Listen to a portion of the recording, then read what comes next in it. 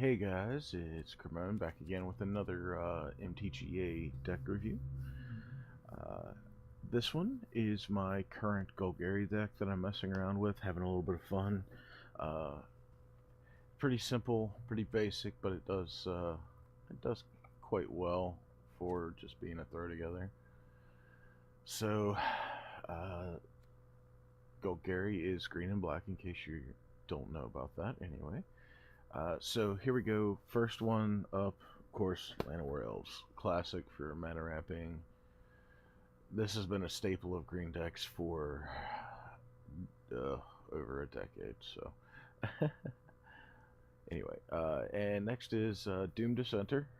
This one will give us a 2/2 black zombie creature token when it dies. So it's a good little chump blocker, or speed bump as some people like to call them.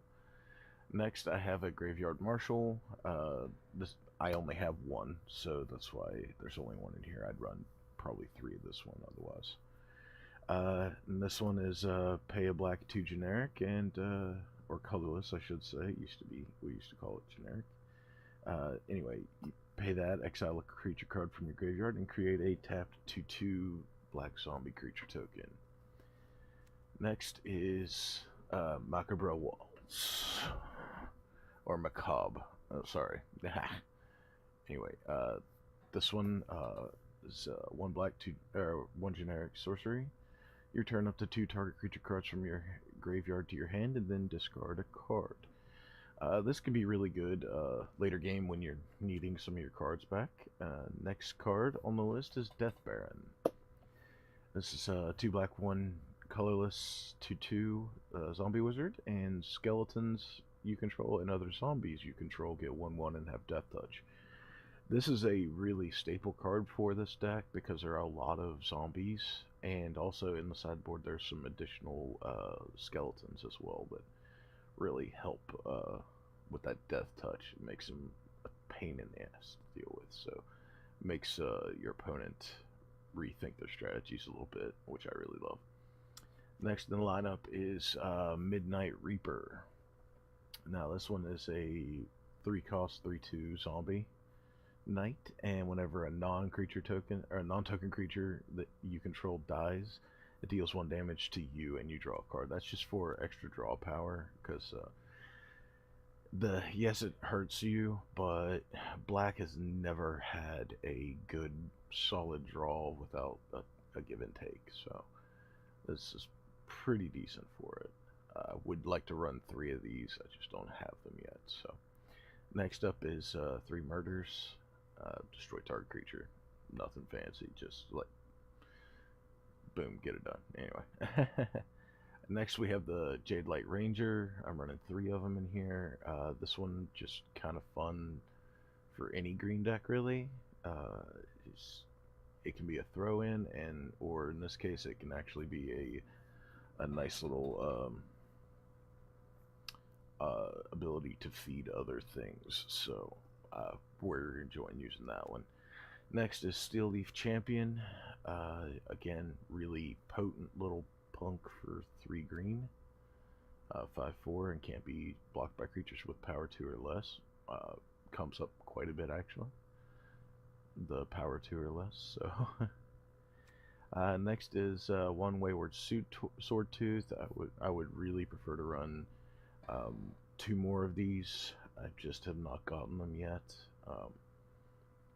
Fun little card. I went over this in my mono green decks. It's a 3-cost 5/5, allows you to play an additional land every turn, but it can't attack or block unless you have the City's Blessing, which means you have to have 10 or more permanents.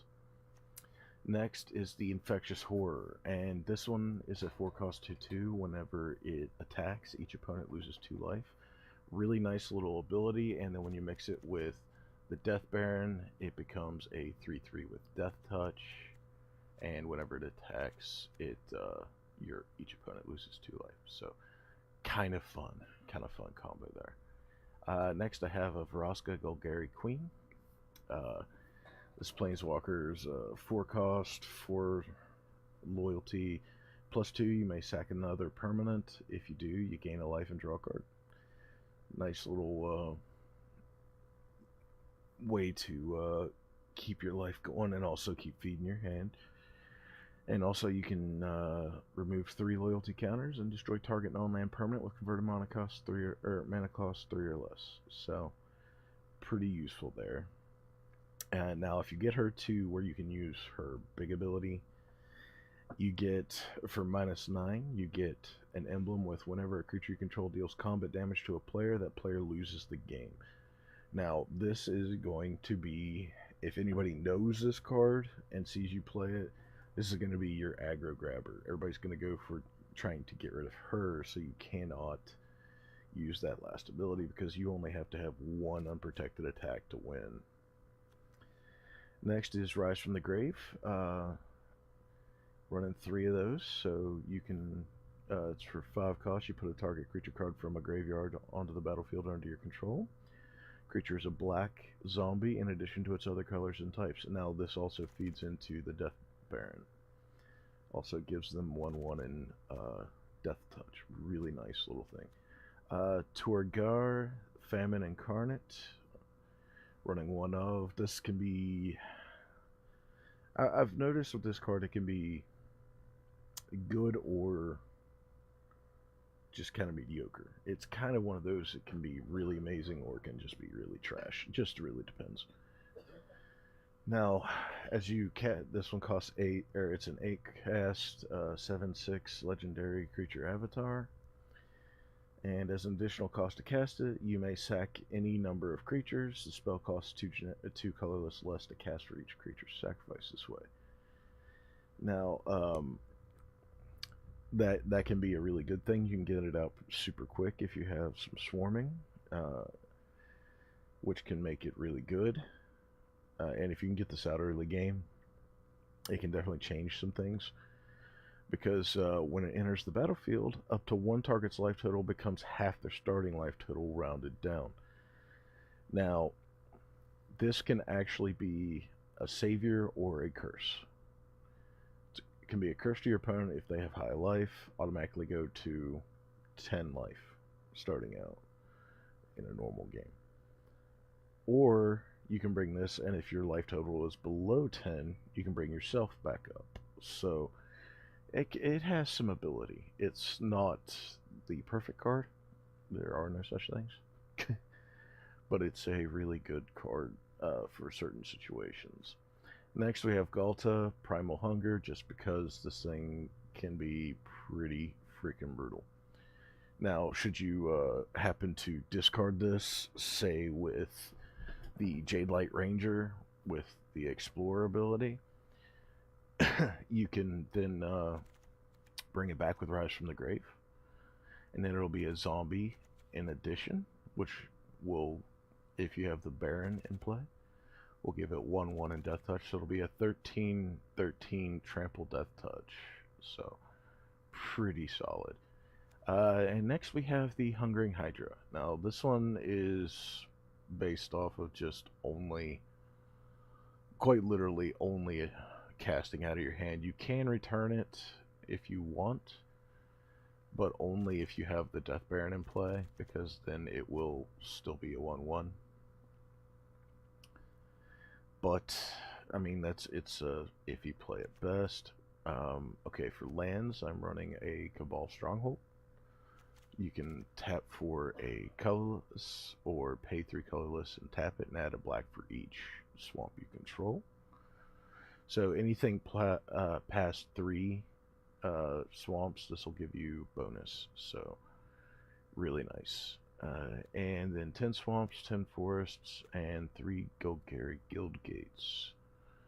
Again, don't have the shocklands or anything yet, so I'm still, building my collection. Alright, so for the sideboard. This is one of the skeletons I was talking about bringing in from the sideboard. This can be a lot of fun. The Barrier of Bones, simple 1 black, 0/3 defender. And when it enters the battlefield, you surveil 1. Which is, you can look at the top card of your library and you may put it into the graveyard. That's a good ability, but this thing being a skeleton means with the